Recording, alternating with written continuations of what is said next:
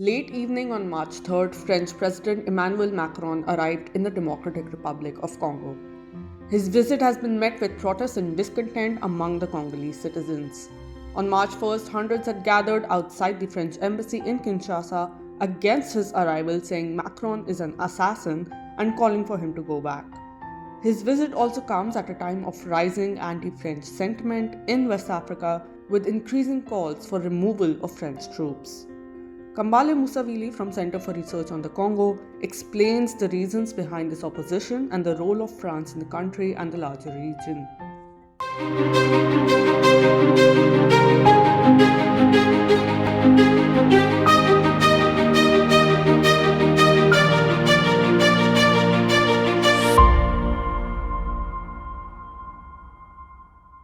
French President Macron is in a Central African tour, if I should call it this.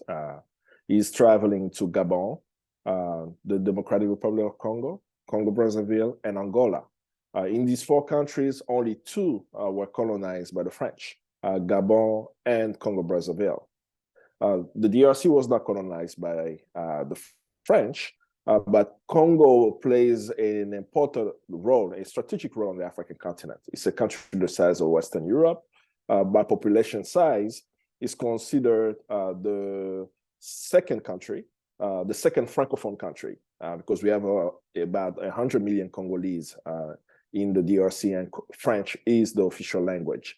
Beyond that cultural aspect, the DRC is also hosting the Francophonie games. There will be games of Francophone countries in DRC. And last, which I believe is the most important one for France, is mineral resources. French companies, particularly Total for oil, they have had their eyes on Congo's oil in Lake Albert, in the oil blocks in the eastern part of DRC, but also companies such as Arriva, this company in the past did get access to Congo's uranium. Not sure what the contract is today. So we know that there is interest of French companies to come, not just because I say this. The Minister of Information, Patrick Mouyaya, in a press conference a couple of days ago, did inform the Congolese population in that press conference that the French president is not coming alone. He's coming with a billionaire, a French billionaire, interested in investment in DRC, and a few French companies. So we know that there is also economic interest. But there is also something behind this visit. There is a growing discontent from the African people, particularly in Francophone Africa, about French engagement on the African continent, in the Sahel. We know that in Mali and in Burkina Faso, these two countries have asked the French to leave the country, specifically the military, asking the militaries to leave. And across Africa, the role of France is seen as an imperialist power on the continent, using its military force, using its institutions to rein in countries that have colonized. Many countries on the African continent that have been colonized by the French still use the French currency, franc CFA, which is controlled by the Bank of France. It's controlled by the French government. It's not a sovereign currency of the African continent. And also a growing movement of people in Africa demanding that French troops leave the African continent. So because of that, because young Africans are not clear about French role on the African continent, they do not have room to do what they used to do decades ago. So this is almost as a diplomatic trip to kind of create a new image, a new positive image of France. But in DRC, it's not working. There have been protests in DRC. Young Congolese have taken it not just in the streets, to the streets, but they actually took it to the French embassy. Dozens of them, to hundreds arguably, depending on the time of the day the press arrived in front of the French embassy. Congolese protested in front of the French embassy.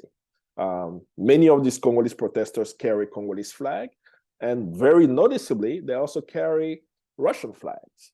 What does that actually mean? The French in the DRC are not welcome. That's the message that the Congolese were giving the French president. They also put graffiti on the embassy's wall. And the graffiti, of course, we do not know who did it, but the message on the wall says that M23 equal Kagame equal the French President Macron. So the Congolese are connecting the president of Rwanda, the president of France, and the rebel militia as one entity. What has unfolded in the past 2 years in DRC?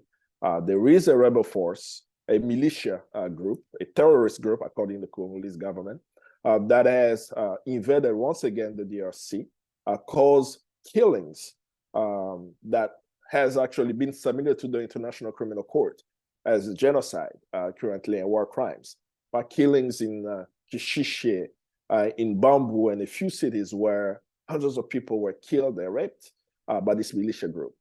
It's been documented that this militia group, the M23, is backed, equipped, and supported by the Rwandan military with video evidence, drone imagery, photos and video from the United Nations.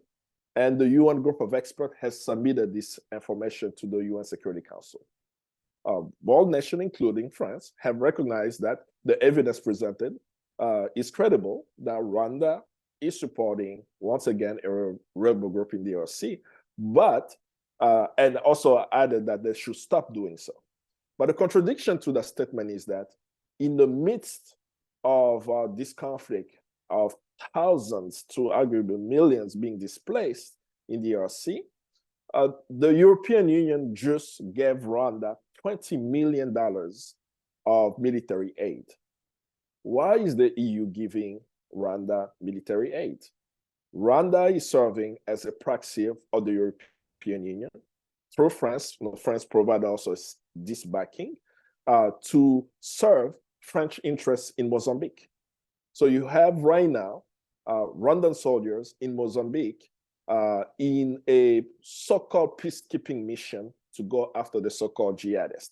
It's becoming much more clear that Rwanda is not there to bring peace and stability in Mozambique. They're actually there to protect the oil reserves that the French oil company Total is accessing. So young Congolese are clear about that, right? So that's why they put the sign.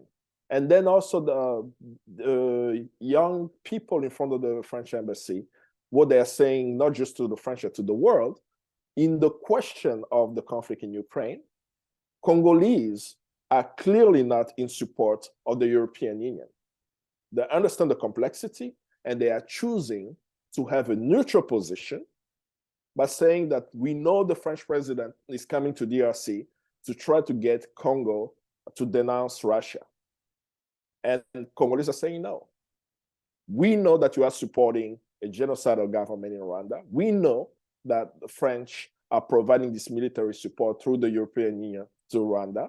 So we are not supporting the French.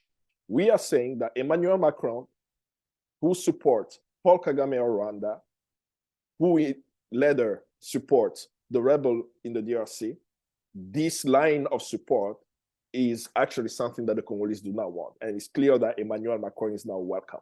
So that's how to interpret the position of the Congolese people at the moment and the protests. And of course, the first day the protest took place, it was peaceful. The Congolese shared their views. The second day, when people arrived in front of the embassy, there was a whole line of police officers not allowing Congolese to protest in front of the French embassy. And the Congolese are clear. We do not support French imperialism on the African continent. We are clear that he wants our resources. He wants to influence the Congolese government to have a position in support of the EU as it relates to the Ukraine conflict. And the Congolese have chosen their side. And they want peace. They want diplomacy for the conflict in Ukraine. And they do not want a unipolar world, a multipolar world where Congolese can choose their own destiny.